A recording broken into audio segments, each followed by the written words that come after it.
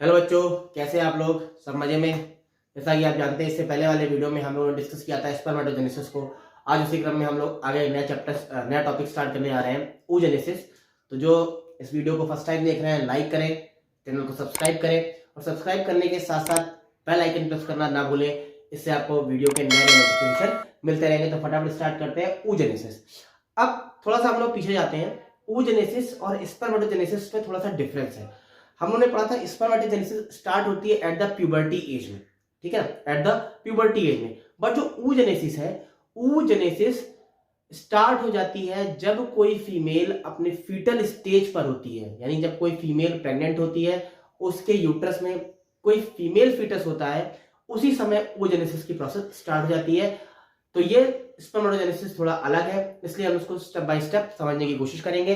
तो फटाफट स्टार्ट करते हैं। इसमें लिखा हुआ है the process of formation of female gametes, the process of formation of female gametes are called oogenesis। यानी सीधी सी बात है, फीमेल गैमेट्स का बनना क्या कहलाता है? oogenesis या अंडजनन कहलाता है। ठीक है, अगर ये बात करें मेल गैमेट्स का बनना, स्पर्मेटोजेनेसिस कहलाता है। The process of formation of female gametes is called oogenesis। अब बात करते हैं, it is start during the embryonic stage. ये क्या है? ये एम्ब्रॉयनिक स्टेज में स्टार्ट हो जाती है, यानी जब भी फीमेल फीटस होता है, यानी प्रेग्नेंट वुमेन के अंदर अगर कोई फीमेल फीटस है, तो उसी में ये क्या होता है, एम्ब्रॉयनिक स्टेज में ये डेवलपमेंट स्टार्ट हो जाता है। It is this is stage in this stage million of couple oogonia for each foetal ovary. ध्यान देने वाली बात है, million of couple of oogonia, मतलब जैसे पहले क्या होता था, स्पर्मेटोजेनेसिस में स्पर्मेटोगोनिया बनते थे, इसी तरीके से इसमें क्या होता है, जो फीमेल फीटस होती है उसकी एक ओवरी में million of couple oogonia form होने लगते हैं, और साथ साथ फॉर्म होने के बाद ही वहां पर अपना डिवीजन भी स्टार्ट कर देते हैं, यानी and the cells start division, cell division करते हैं और सेल डिवीजन की प्रोफेज फर्स्ट स्टेज में पहुंच जाते हैं। कहां पहुंच जाते हैं? प्रोफेज फर्स्ट स्टेज में। अभी कहां है? फीटल की ओवरी में ही है, वहां पर सेल डिवीजन स्टार्ट कर दिया और पहुंच गए प्रोफेज फर्स्ट में। और प्रोफेज फर्स्ट में पहुंचने के बाद वो प्रोसेस रुक जाता है। जब वो रुक जाता है तो उस समय जो स्ट्रक्चर बनता है उसको हम लोग बोलते हैं प्राइमरी oocytes। क्या बोलते हैं? Primary oocytes। यानी फीमेल फीटस की ओवरी में ही मियोटिक डिवीजन स्टार्ट हुआ, उसकी प्रोफेज फर्स्ट कंप्लीट हुआ, कंप्लीट होने के बाद रुक गया, रुकने के बाद जो पहला स्ट्रक्चर मिला वो बना प्राइमरी oocytes। अब ये जो प्राइमरी oocytes है, जो ईच प्राइमरी oocytes है, सराउंडेड हो जाती है ग्रेनुलोसा सेल से। यानी जो oocytes है ये चारों तरफ से ग्रेनुलोसा सेल से कोटिंग होने लगती है, घिरने लगती है, एंड कॉल्ड प्राइमरी फॉलिकल। क्या बन जाता है? ये बन जाता है प्राइमरी फॉलिकल। आप देख पा रहे होगे फिगर में, ये प्राइमरी फॉलिकल क्या है? जो प्राइमरी oocytes है ये ग्रेनुलोसा से कवर्ड हो गया, ग्रेनुलोसा से घिरने लगा और बना लिया प्राइमरी फॉलिकल।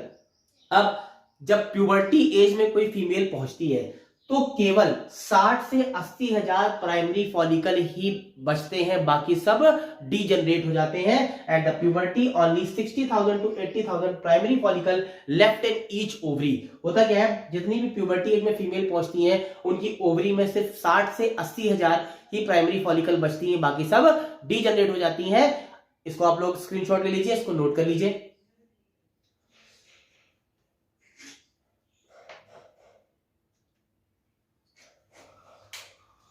अब क्या होता है, ये प्राइमरी फॉलिकल और ग्रेनुलोसा सेल से कवर्ड होती हैं, ग्रेनुलोसा सेल से घिरती हैं और बनाती हैं सेकेंडरी फॉलिकल, और ग्रेनुलोसा सेल से कवर्ड होती हैं और बनाती हैं टर्सरी फॉलिकल। क्या बना लेती हैं? Tertiary follicle. और इस टर्सरी फॉलिकल में एक फ्लूइड फिल्ड कैविटी बन जाती है, एक फ्लूइड फिल्ड कैविटी बन जाती है जिसको हम लोग एंट्रम बोलते हैं। क्या बोलते हैं? एंट्रम। यानी जो टर्सरी फॉलिकल है इसी में एक फ्लूइड फिल्ड कैविटी बन जाती है जिसको हम लोग क्या बोलते हैं? एंट्रम बोलते हैं। ठीक, फ्लूइड फिल्ड कैविटी बन गई, एंट्रम। अब यहां पर ध्यान देने वाली बात है, इस टर्सरी फॉलिकल में पहुंचने के बाद ये जो प्राइमरी oocytes है, जो अभी सिर्फ प्रोफेज फर्स्ट ही कंप्लीट कर पाई थी, ये अपना मायोटिक डिवीजन कंप्लीट कर लेती है। ध्यान देने की बात है, ये जो टर्सरी फॉलिकल है, इसी टर्सरी फॉलिकल में क्या होता है, ये अपना डिवीजन कंप्लीट करती है और डिवीजन कंप्लीट करने के बाद यानी फर्स्ट मियोटिक डिवीजन कंप्लीट करती है और डिवीजन कंप्लीट करने के बाद सेकेंडरी oocytes बनाती है। बहुत ध्यान देने वाली बात है, इसीलिए थोड़ा सा टिपिकल है। यानी ये जो टर्सरी फॉलिकल है,